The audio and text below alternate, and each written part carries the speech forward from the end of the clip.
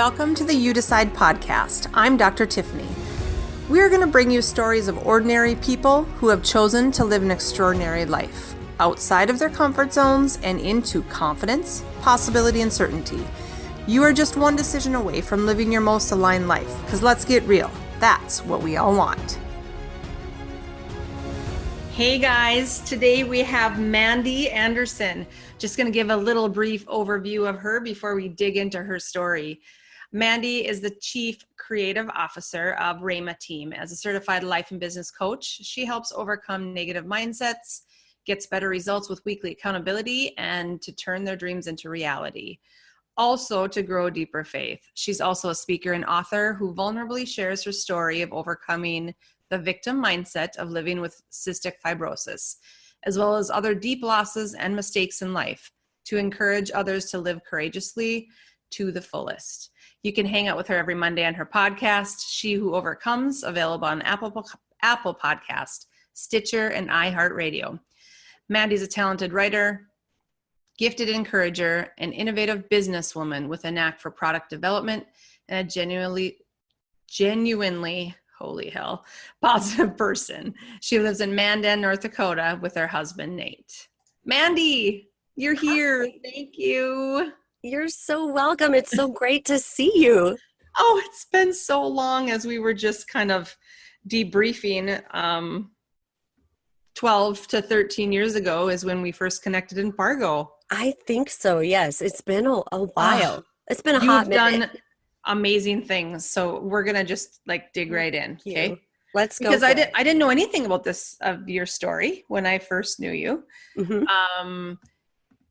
I want to first start with the diagnosis of cystic fibrosis, because in everything that I'm doing with this podcast, we're talking to people who have come up against an obstacle or a perceived T in the road or dead end, and they get to choose, right? Mm-hmm. And talking to people about their stories, what they did to overcome that mentally, physically, emotionally. And whether it's a chronic disease or a life situation, it's all the same, right? We can continue to see those things as things that will stop us, like you said, victim mindset, or things that we're going to take responsibility and overcome. And so I'm just going to give you the mic, per se, and just share a bit about this story of cystic fibrosis. When you're diagnosed, how you initially thought about your body. I'm really intrigued. Mm-hmm. I think other people are really intrigued about what medical normal is, and mm-hmm.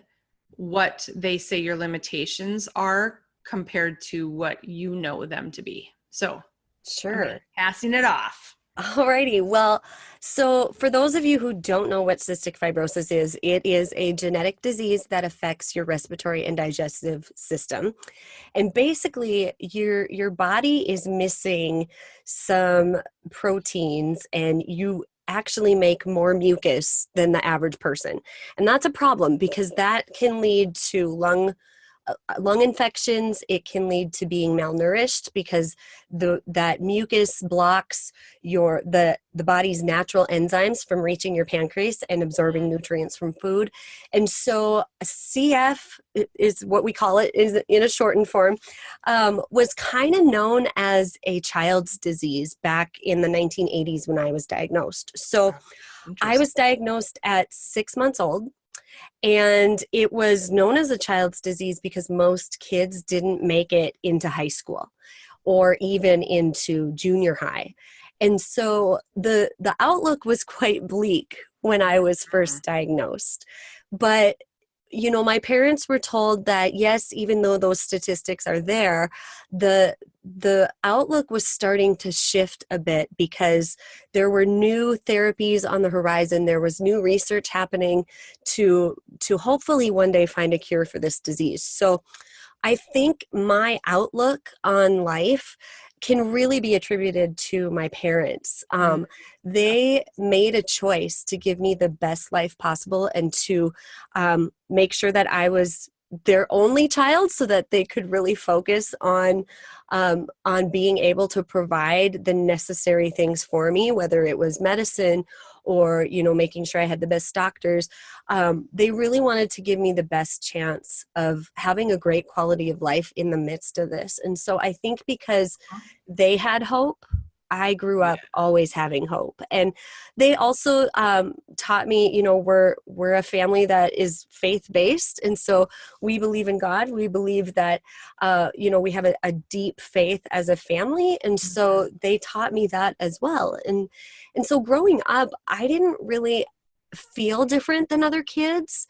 I was never really bullied because of CF. I think and I think that's kind of interesting because as I've talked to other CF patients or other people within the CF community over the last year, just having these conversations online or in person, bullying because of a disease is a real thing that's happening in this day and age. And I didn't really have that. Or if I did, I was such an optimistic kid that I just didn't really care. Yeah. And so for me, growing up with CF was just a part of my life. I mean, it wasn't something that I hid from people. It wasn't something I was ashamed of, but it was something that was as basic and boring to me as brushing your teeth. Yeah. That's really how it was. And so growing up, it was always, you know, take care of yourself, be responsible. I was a singer growing up. I loved singing. I hated sports. I hated running, which is hilarious because I'm actually a runner now. Right. But I loved singing, and I would spend time in my bedroom after school.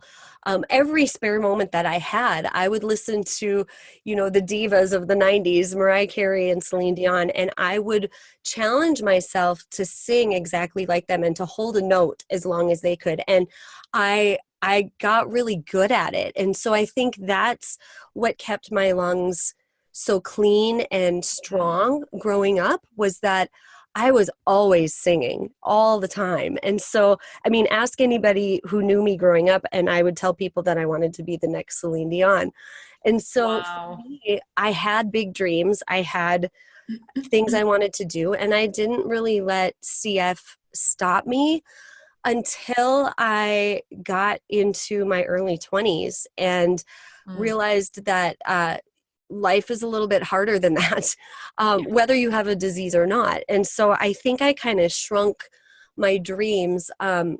I still took really good care of myself, but I realized I didn't like giving concerts, which is kind of a big deal when you have a dream to be a singer. That's kind of part of the job. Yeah. So I gave up on that dream, and I got married really young. My husband and I have been together for, I think we've been married for 17 years now. So I was 20 and a half when we got married. And I think part of me getting married so young was because even when you're positive and optimistic growing up with a disease that has a life expectation, you like a you know, a date on it of whether it's 30 or 40. I think the average lifespan of a CF person when I was growing up was 30. Now they've moved it and it's around 40 or something. Every time I reach it, they move it. So it's a little frustrating. But I think because of that, I wanted to do things earlier in life because I wasn't quite sure I'd be around to do them later. And so I don't think I realized that about myself until I started my own journey of personal growth and development, because I never really stopped to think about how is the stigma of CF affecting me? How is that victim mindset affecting me? Because you can be a really positive person, but still keep yourself trapped in a victim mindset. I think that's kind of what I did, because when things would get hard, I would get really, really sad about it, and not necessarily in a way that other people would notice, but just inside my head. And so I think one of the things that I've really learned with cystic fibrosis is giving yourself permission to get help with counseling, or giving yourself that permission to start a personal growth journey and start paying attention to what you're thinking about. And once I started doing that, it changed everything completely. So the life expectancy of somebody with CF, like I said, has changed through the years because medical research has become so awesome. And it really is an exciting time to be alive with CF, because just a couple weeks ago, they came out with a brand new medication that isn't a cure, but it's pretty close to one. And it helps 90% of CF patients. And so I find out in a couple weeks if that fits me. I think it does. But because I don't live my life boxing myself into a disease, I haven't paid attention to the exact mutations of my DNA that have CF. And that's where it gets a little complicated, because CF is a really complicated disease. There's so many different strains of it that it can be really hard to narrow down what medication is going to work best for that gene mutation. And so that's kind of where we're at today. There's a whole lot more in this, but I guess the bad parts of CF, I have to take a breathing treatment every morning and every night so that my airways stay clear. And I've never looked at that as a bad, irritating thing. I actually choose to see it as I get to have personal reflection time every day. And as a life coach and a business coach, one of the things that I hear my clients say the most is, I wish I had more time for me, which I love the name of your podcast, Tiffany. You decide, because you really do decide if you take that time for you or if you don't. And for me, I get to, I don't have to carve out time to do it, because every morning I get to. It's part of my everyday routine to stay healthy. And so I've always kind of looked at it like that. I've taken the negative things of this disease and turned them into a positive. But for people who are wondering, okay, well, what does CF feel like at its worst? I have experienced that, because part of my story is that because of my deep faith, I went through a 2-year period where I chose not to do my medicine because I was believing God to heal me supernaturally. And I believe that He can do that. I've met people that have had other illnesses magically disappear that could only be described as God healed me. And I wanted that. I think growing up in a faith-based community my whole life, I always went to these healing services, and people would always come up to me and be like, you should go get healed. You should go get prayer for healing. And looking back, I'm not so sure that it was me that wanted that. I think I felt pressure, and not to say that was wrong on their part, but I think because at that point in my life, I wasn't very self-aware. I wasn't really strong enough to stand up on my own 2 feet and say, you know what, I already have the healing. I'm doing really great in life. So I sought after a healing, and I got sick of going to these prayer services and getting prayed for, and nothing changed. So I decided to not do my medicine. And that choice was not a good one. It ended me in the hospital 2 years later at 22% lung function, weighing 92 pounds, literally fighting for my life. And I got to experience the worst that CF has to offer during that time, because up until then, my lung functions were always 98 to 100% of a normal person. I barely ever coughed. I definitely had never had a coughing attack so bad that I threw up mucus. All of that was happening during that season when, by the end of that season, when I wasn't doing my medicine, and I couldn't even take care of myself really, because I had become so frail. And so CF is when that happened? I was, so when I went into the hospital, it was the year I turned 30. So it's kind of like my midlife crisis, quarter life crisis, whatever you want to call it. And a lot of people with CF go through a season where they rebel and they don't do their treatments. Most of them do that in college. I didn't. I waited until 28 to 30 is when I did it. So But what I'm really thankful for from that time is understanding how bad this disease can get. Understanding that what I went through at my worst is sometimes the everyday reality for some of the people within the CF community. They've never experienced better. And so that gave me a sense of empathy that I never had before. And I'm really thankful for it. And it also introduced me to what it's like to have anxiety and depression and panic attacks. I never experienced that prior to that season of my life. And so having that understanding has really equipped me to be able to help my clients in what I do now, and to be able to know when somebody needs that extra care from a counselor and a therapist, because coaching is great, but coaching works with moving forward, and counseling is more working on your past and getting that healing from trauma. That's not what a coach does. And so having that understanding from a firsthand basis has been really valuable to be able to help my clients now. So I love how you've turned everything into a lesson. Have you always been like that? Like everything that could be, and not like in a positive Polly kind of way, right? There's Right. Yeah. of like, wow, that was not that awesome, but this is what I learned, and this is how I'm going to now help more people, make a difference, give them hope, compared to, wow, that really wasn't awesome. I'm just going to continue to think really positive, when in the inside you have shame and anger and fear and everything is stuck. So how did you, because positivity is one thing, having the awareness of what this has taught you is another. How do you twist those challenges and obstacles into, wow, thank God that happened, because now this is who I am and what I can experience and how I can help more people? That's a great question, Tiffany. I think it's important for people to realize that that didn't happen right away. There was a time throughout that season, the entire month that I was in the hospital that year in 2012, I was really angry at God. I had some of that shame, like, what did I do wrong? Why am I not healed? And what I found at the end of that was, I think I made a mistake in what I did. And the fact that I got my life back without a lung transplant is the healing I was praying for. That is the miracle I wanted to experience, because that's really rare.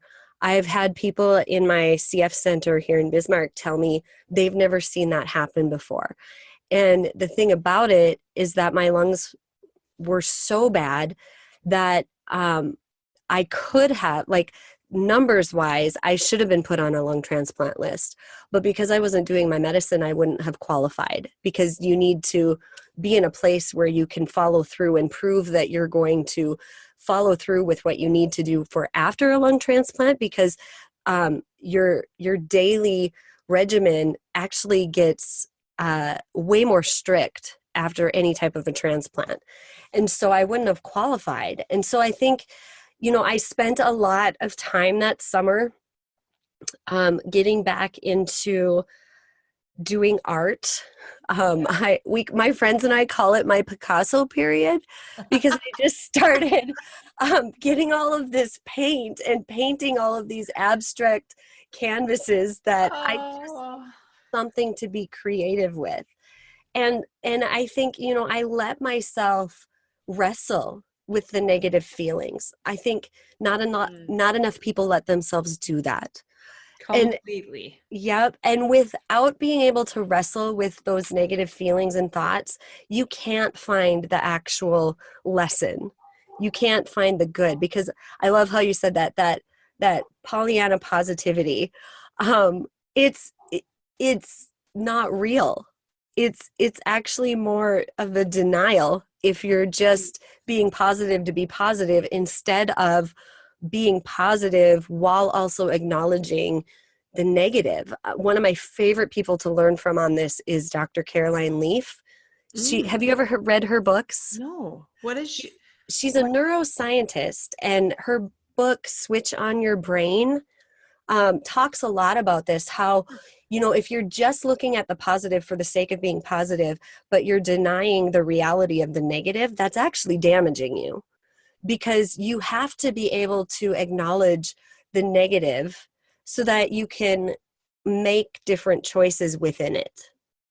And that's how you rewire your brain, more than just, I understand the importance of saying affirmations, but you also have to be willing to look at your negative tendencies, to look at your negative thought process, your habits. You can't just wake up one day and say, I'm just going to start speaking positively, but not deal with the underlying issue. But don't you think that's what people are doing? So Mm-hmm. we're in a quick fix society, number one. Mm-hmm. That's Yep. much different than, when we grew up and you were going through this, like you said, your parents created an environment of hope and no limits. And some of that was because we didn't have all these. I mean, was there even Google then? No, nope. You didn't have all of these distractions and people and social Mm-hmm. media and all these things. And so now we're not even listening to our gut to know what direction to go. Mm-hmm. We're listening to our head, and we pull up WebMD and all these things that there's nothing good in that. Gets Yep. stuck in the cycle once again of do unto me. Yeah, this Mm-hmm. happened to me instead of for me. And now they see that affirmations could change their life Mm-hmm. with 5 minutes a day. And I say that's BS. That Mm-hmm. can't happen. That's not enough to shift. Because number one, awareness is, they still haven't grown in awareness. Right. So we're not even paying attention to what's happening. And if you don't like how negative feels, Mm-hmm. for sure miss the boat, because we have to be able to release that and process, I should say, Yeah. is to understand what's what and where does this come from. When you talked about the counseling with going into your old stuff Mm-hmm. and healing your trauma, that's where we need to start. Mm-hmm. And you look at your triggers, you look at your behaviors and actions, and understand that something hasn't been healed. Mm-hmm. But if you avoid the negative and you Yeah. say tomorrow will be better, it's like don't even have the vulnerability to go there. Mm-hmm. Right. And I think, that whole idea of saying 5 minutes a day of affirmations, I don't think it's necessarily wrong in and of itself. It can be helpful because it does help shift your perspective. And so you're directing your focus intentionally. 100% agree. I mean, I do them and I recommend people do them. Yep. But that, it's not necessarily going to change your belief all on its own, because I've had a lot of people, and some of these affirmations that I've done in the past, I've had to look at and say, okay, where is the disconnect in my belief system with that? Because I keep saying it, but the way I'm acting and the way I'm thinking shows that I don't believe it yet. And I think that's what people miss, is you can say these affirmations all that you want, but if you're not actively working with somebody to help you process where the disconnect is in your belief, it won't actually change into a long-lasting new thought, new habit, new way of thinking for you. And so that's where I think people are missing it, because, the self-help industry is $1 billion industry, and yet people are missing it because they probably, consume all the books and they're personal development junkies, but they're not applying what they're learning. Yep. And part of that is because of the fact that it's uncomfortable. It's not fun going into those negative thoughts and digging deep into it. But when you do, it's so life-changing. So life-changing. Just going from unaware to aware is life-changing, to feeling what you feel and not judging what you feel. Absolutely. Don't judge the emotion that's coming through. Yep. Just see it as it is, and then understand where that comes from. And that's what that's where the social media isn't helping in that world, but the fake, because we're looking at how it should be, or, hey, if you just focus on having a great day, you'll have a great day. Yeah, I completely agree with that. Mm-hmm. Yet you have to be able to feel when there's that nagging Mm-hmm. thing that doesn't feel right. Mm-hmm. Oh, And we giving could talk yourself, about this oh, forever. we could. And I Oh, think giving yourself that permission to have a day to cry about it. mm-hmm. People don't like to cry because one of the things I hear a lot is I'm afraid that if I give myself permission to cry about it, I'm never going to stop. Well, that's a huge clue that you should start letting yourself cry about it, because those tears are healing. Like, there's scientific proof that certain tears actually release toxins in your body, and they release those negative toxins. And so when you're walking around all the time, like holding back your tears and trying to be strong and never letting yourself break down, Yeah. you're actually doing more damage to yourself. Yeah. Keyword trying to be strong, right? Right? Yep. Well, I like think, why do we judge that as being weak? right. I think some of the strongest people that I know are able to be honest about the hard things they're going through, and they're able to, not that you have to share that with the world on social media, but have your few inner circle people that you can be like, you know what, I'm trying to stay positive. I know that there are still great things happening, but I also need to acknowledge the fact that I am having a horrible day and I'm having a hard time processing this. I just need to break down. Yes. And Vulnerability. I have three people in my life that I can do that with. And That's awesome. one is my husband, the other two are my best friends. And so, and we've all kind of broken down with each other at different seasons. And I think it's so precious when you have friendships like that, because that's, we all need that safe space Yeah. to be Yeah. able to fall apart and not have somebody say, oh, you're crazy, you need to go see somebody. That's not helping. Yeah. um, because then we have that stigma of you only go see a counselor if you're labeled crazy, quote unquote. And so I think having that safe place to process and feel and just be real is Be one of the real. most precious things you can have in life. Yeah. Being real. I wrote that one down. Mm-hmm. Well, and the name of the game in life is connection It is. to Yep. yourself and to other people. And so when, I think, and who knows, I'm not sure if it's generational, but generationally, we Mm-hmm. haven't always expressed ourselves like we've expressed ourselves Mm-hmm. generation. Whether it be social media, we don't really know. Mm-hmm. But I think of the positive poly girl. Yep. If you're the friend that is struggling and that positive poly girl says, "Oh, don't worry about it, Mandy. Tomorrow will be better." That's where we're at. I feel Mm-hmm. like in so many relationships, so many people, so much in the community is that surface, not being able to just Mm-hmm. accept and acknowledge that somebody is hurting because it actually makes me feel more uncomfortable than you. Right. Right? That's really what it comes down to. That's all it comes down to Yep. is It totally is. And I think one of the ways that my best friends and I handle this with each other is we give each other that permission to be like, hey, I'm so sorry you're having a rough day. It's totally okay to break down and fall apart. Just remember, there will come a day where the things are better. And the fact that Mhm. it's not today, that's okay. We're here for you. Yeah. But don't believe the lies that it's always going to be this way. Like, that's different than just saying, oh, tomorrow's a brand new day. That's just a Band-Aid answer. Completely. Or this too shall pass. That Right. is true. That is true. But, But comma, but. And, there's all of these little memes on Pinterest where, yes, it will pass, but it will pass like a kidney stone. Like, we don't always know how it's going to pass or when. And so I think being able to sit with somebody in their mess, yeah. their messy feelings, I think that's so precious. And I used to be horrible at that. I used to be one of those people where it was like, oh, just get over it, move on. And that, I wish I could go back in time and shake myself and be like, listen, that's not the way to do it. You're actually causing more damage. Right.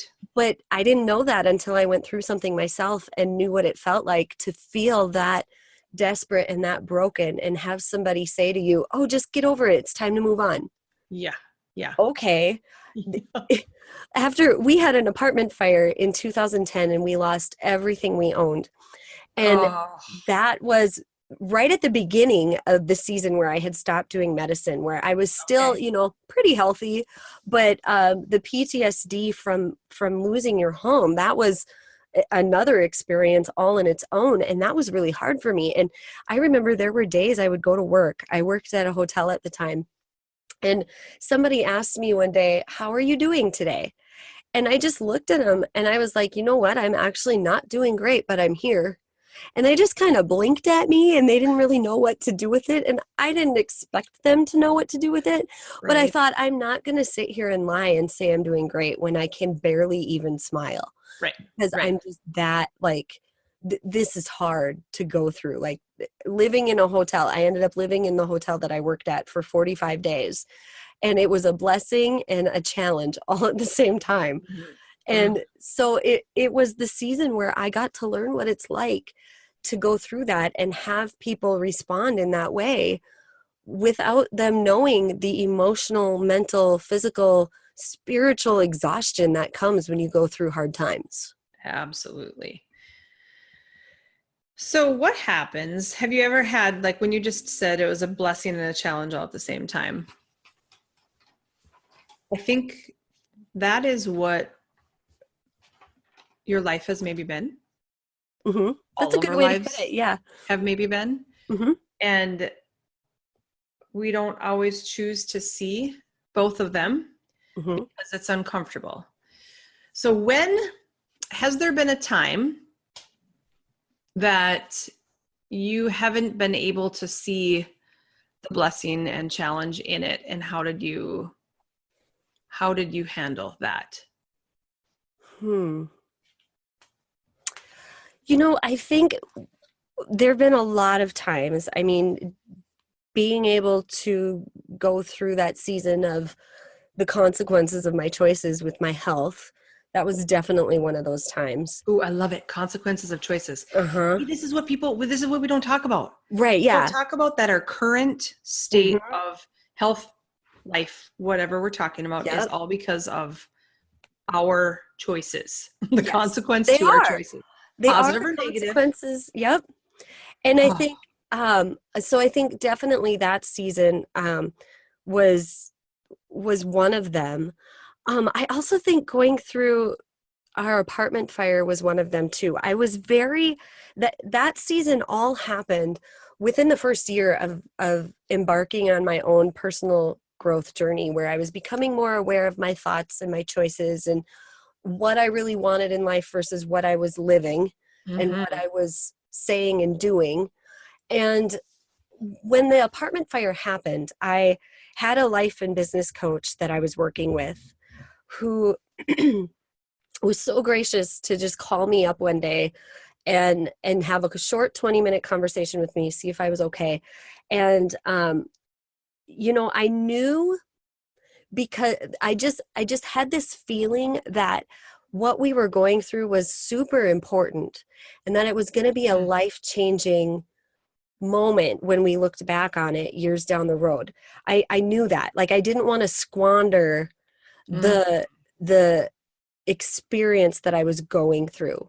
Oh, that is so amazing. And so I think that's how, you ask, did I always look at the positive or find the lesson? And I think that's something I've always tried to do. I think I've gotten better at it through the last decade of my life. And prior to that, I maybe did it, but didn't realize that's what I was doing. And so Yes. during our apartment fire, I really wanted to make sure that I wasn't squandering the lesson. And so for me, the way that I look at all that is I do a lot of journaling. And I think the important thing to recognize is that you're not going to see the lesson when you're in it. Yeah. That's why it's important to journal, because you need to be able to write down your feelings. You need to be able to wrestle with all of that on paper so that your eyes can see it. And years down the road, when you look back on that, you'll be able to see what the lesson is. So my podcast, She Who Overcomes, started out as basically an audiobook in a podcast form. So every episode was a chapter of my book, She Who Overcomes, that I wrote in 2016. And I wrote that book as a way to kind of find the lesson in everything I had experienced from 2010 to 2012. And so it was called it's She Who Overcomes, Rising Out of the Ashes of Your Circumstances. You can get it on Amazon. The cover has boxing gloves on it. So that whole book talks about what I went through and what I learned. And I think more than anything, that's, for me, writing is the way that I find the lesson. And it's almost something that I can't help but to do. And I think I've always done that. I think growing up, I would write songs. I would write in my journal. That was always something I did. I can't go back and show that to anybody now because I lost those journals in the fire. But since then, I've written, I don't know, almost 30 journals worth of just giving myself a place to process things. And people hate when I give this as homework for my coaching clients because they know that that's what they should do, but they don't want to do it. Judging writing, that's why, right? It is. Yep. They judge themselves. They're afraid somebody might pick it up and read it. And to that, I say, so what? They'll learn from your experiences. And if they're the type of person who, comes back at you and causes drama, well, that's a whole other issue we should talk about. Absolutely. Who are you surrounding yourself with? Set different boundaries, honey. Right? Yeah. So I've never been afraid to write anything in my journal. I write down forgiveness, like on the days where I am really wrestling with offense from certain people. I'll write down forgiveness. I'll write down either their full name or their initials. I'll put a check mark beside their name after I'm done forgiving them. And I look back on that, and it's a way for me to realize, okay, what's my pattern of getting stuck in offense or getting stuck in the negativity?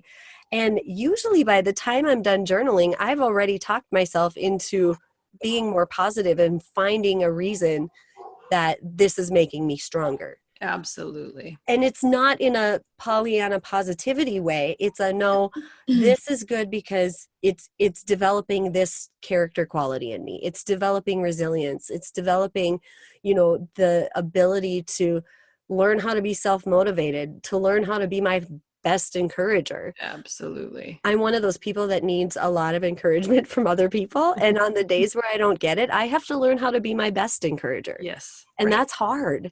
But I think every entrepreneur needs to learn how to do that.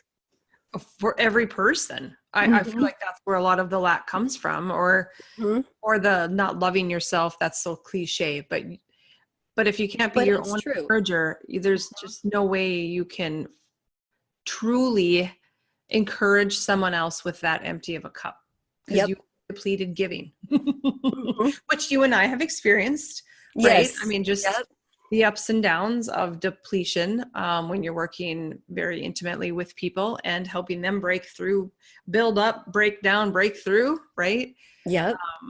So do you, just on journaling, do you have a daily practice, or is it circumstantial? There have been seasons in my life where I have been really diligent with a daily practice. And then there's seasons in my life where I let myself be a little bit more free with it. And so right now I'm kind of in that free zone. Usually every morning when I do my breathing treatment, I will read a devotional and I might read a book. I will for sure write down something, whether it's I like Rachel Hollis's Start Today journal, but I don't do it every day. But I keep it by my treatment chair so that it's there. And then I have a journal where sometimes I do morning pages, which is something I learned from a book called The Artist's Way.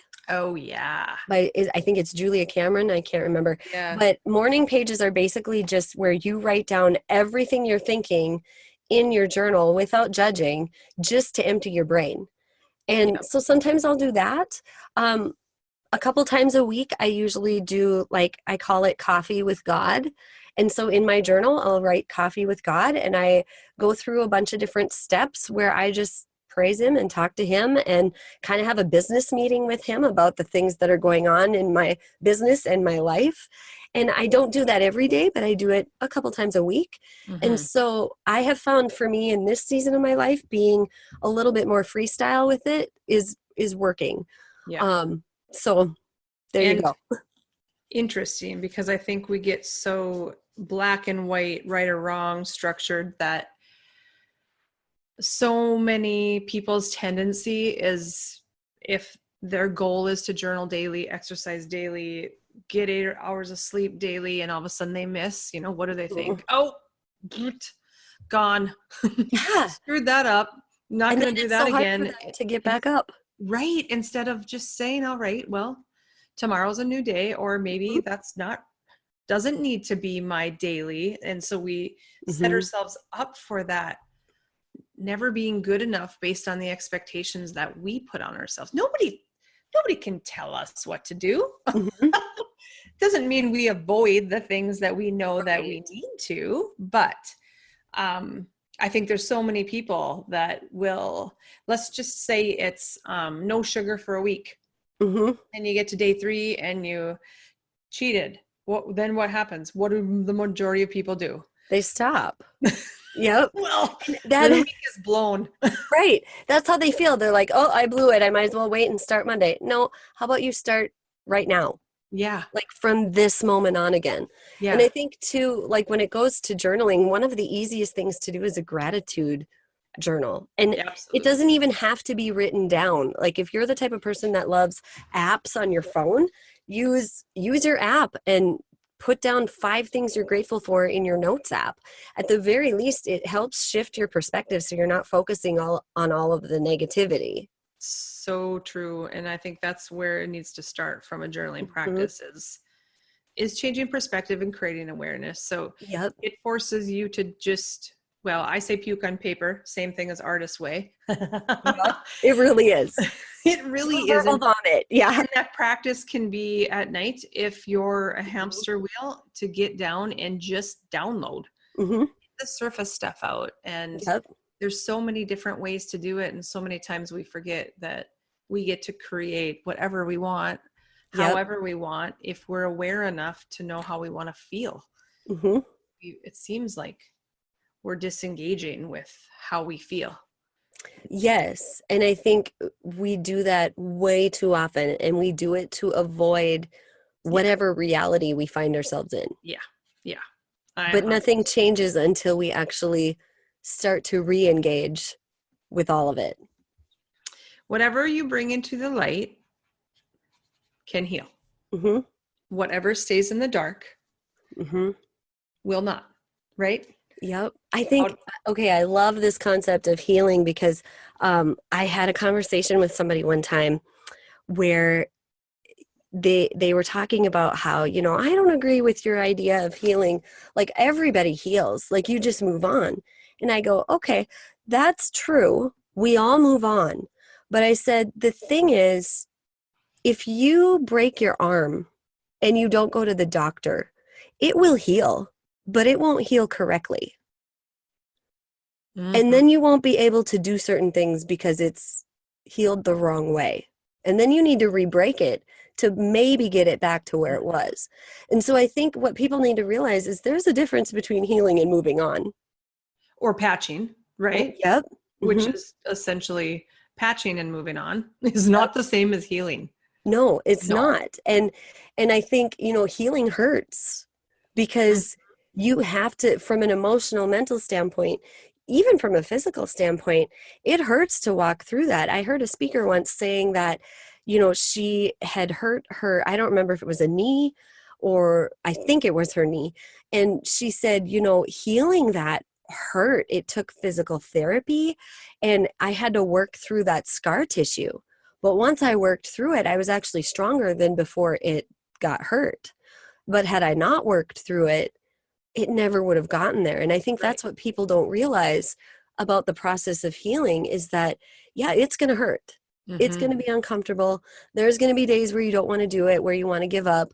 But if you keep at it and keep going through that darkness of it, you will get to the light at the end of the tunnel and be stronger because of it. And trust that everything is for you and Mhm. not to you, right? Yep. Everything will be okay. Everything will be Yeah. okay. Yep. And even Ultimately, if the worst happens, you'll you're still strong be. enough to survive it. Yeah. I remember going through, it was about 7 years ago, going through a rough patch, and I had a friend that said, what is the worst thing that could happen? And so she moved me through all of these things that, initially it was kind of icky. And because some of it is to even say out loud bad things is not comfortable. No. Which is why therapy is so important, or having Mhm. the friends you can be vulnerable with, because to say it out loud of, Tiff, what is the worst thing that could happen right now? And we ended up writing the list of like 20, 25 things. And the worst thing, I was like, oh, well, I'm good then. Yep. Because we make this up in our head Mhm. We because it's do. in the dark. In the dark, it morphs, it creates Yep. shadows. And now we have a lot of stuff to deal with and to work through, and we're not really sure how to do it. Hmm. Absolutely. Okay, so can you just tell people how you work with people, or what you're up to next, Sure. or whatever you want to Well, talk about? we do. So I own a company called RAYMA Team, RAYMA, with my best friend Rachel. So RAYMA is kind of like our bestie couple name, but it also is an acronym that stands for 5 characteristics that we teach our clients, and that's to be resilient, to be motivated, to say yes to the right opportunities, to to be resilient. Got the A. Resilient, authentic, to say yes to the right possibilities, to be motivated, and to be assertive. And it's one of those things. We rebranded our company this year. So we used to be called Big Blue Couch Coaching. And you can get the whole sad story of how the Big Blue Couch came to be and why we got rid of it at raymateam.com. It's RAYMATEAM.com. So Rachel and I have been best friends for over 20 years. We had both been in different areas of the coaching industry, and we always wanted to work together. So it just made sense for us to start our own company together when my husband and I moved to Bismarck in 2011. So we actually Mhm. didn't start the company until 2014, but we did a lot of collaborating with each other. And so what we really help people with is our sweet spot is really working with entrepreneurs and business professionals and helping them create unique solutions to effectively connect with people. And so we do that through a monthly online coaching program. We do that through one-on-one coaching. And we also have online courses that they can work through in their own time. And so those are kind of all the different avenues that we have. I also do some public speaking, Mhm. and then my podcast, She Who Overcomes. Oh, and then your book. Yes, and my book. Do you have plans to write another one? Just I curious. do. I'm actually in the process of, I have a huge writer's block right now for my first fiction book. Um, Yay. That's it's, cool. it's, I have 30,000 words written. And so my goal is to get the first draft written by the end of the year. And right now it looks like that if that happens, it'll happen by December 31st. But I do actually have that and another one. Um, in the back of my mind that I'm working on. Yeah. We have historically self-published our books in the past, and so I think for the next two, I definitely want to look for an agent and a publishing company and take that route this time and just see Mm. what happens. So one of my favorite things that you said in this was, because I had a forced lifespan, I wanted to experience life faster with gas on the pedal Mm-hmm. more than maybe the average. That is super admiring, by the way, because I know people struggle taking the first step. People struggle having belief in themselves that they could maybe do it. Look at all the stuff you've done. You just ran, I right? did. I We did. need I to talk ran a about this. we can talk about it. I ran my first half marathon. I say my first because I'm sure I'll do another one, but it's going to be a while. My first half marathon. Amazing. So that's 13.1 miles for anybody who doesn't know. And because I didn't until like a year ago when I started paying attention. It's a really long time to run. It is. I've done one myself. It is.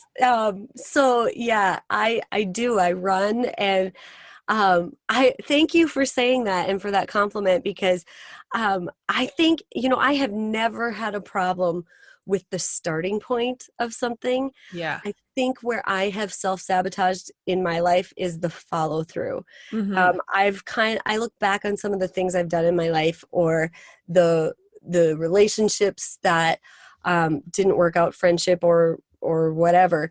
And I typically get to the hard parts in the middle and give up.